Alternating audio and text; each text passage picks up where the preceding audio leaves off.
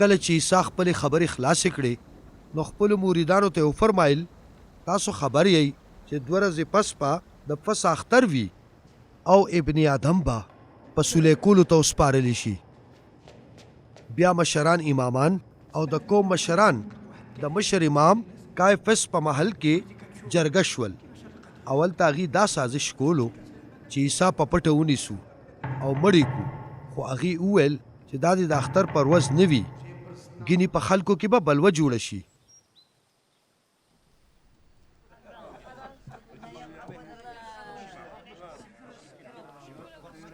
کله چې عیسی د شمعون جزامي په کور کې په بیت انیا کې یوه ښځه راله چې د مرمرو په اتردان کې ورسره قیمتي خوشبویه عطر و او څنګه چې هغه خوراک ته کېناسته هغې وله په سر عطر واچوله. مریدانو چې دا ولیدل نو خفه شول. هغې وویل دا دې ولې ضایع کړل؟ دا خو به په ډېرو پیسو خرڅ شوي وې او پیسې به د چا غریبانانو په کار راغلې وې. عیسی په دې خبرو او هغې ته وفرمایل چې تاسو دا ښځه ولې تنګوئ؟ هغې ما سره ډېر ښه کړي دي، ځکه چې غریبانان خو به تل تاسو سره وي، خو زه به در سره تل نه یم. هغې چې دا عطر زما په بدن واچول نو زه یې د خښولو دپاره تیار کړم. زه تاسو ته رښتیا وایم چې هر چېرته چې په دنیا کې دا زیرې خورېږي نو څه چې هغې وکړل نو دا به هم په دې یادېږي.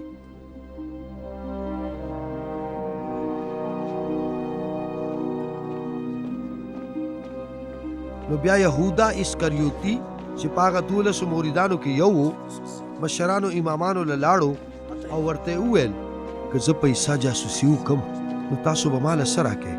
نو هغې وله 10 د سپینو زرو سکې ورکړې. د هغه وخت نه پس هغه د مخبرۍ د موقع په تلاش کې و. د پتیرې روټۍ د اختر په اوله ورځ عیسی له مریدان رالل او وی ویل چې ستا کوم ځای خوښ دی چې موږ پکې تاله د فسح خوراک تیار کړو.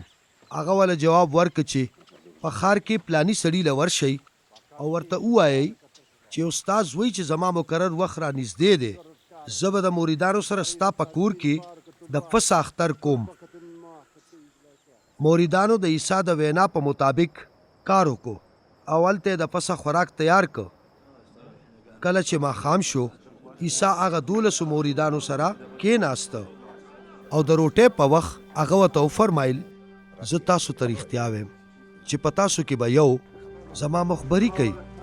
هغې ورته نمبر په نمبر ډېر په پریشانۍ سره وویل مالکه زه خو به نیم.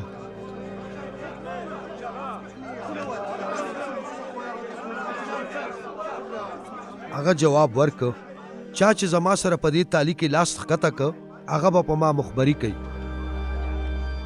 د ابن آدم په حق کې چې په صحیفو کې څه راغلی دي هغه به په هغه لاره ځي، خو افسوس په هغه سړي دی چې په ابن آدم جاسوسي کوي.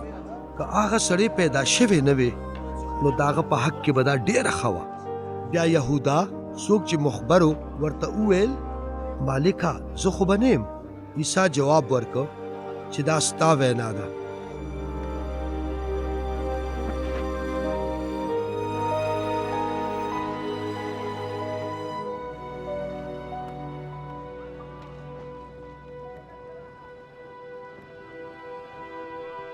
د خوراک په وخت عیسی یوه روټۍ راواغېسته، شکر یې پرې وکړ او ماته یې کړه. په مریدانو یې وویشله او ویې فرمایل دا واخلئ ویې خورئ، دا زما بدن دی.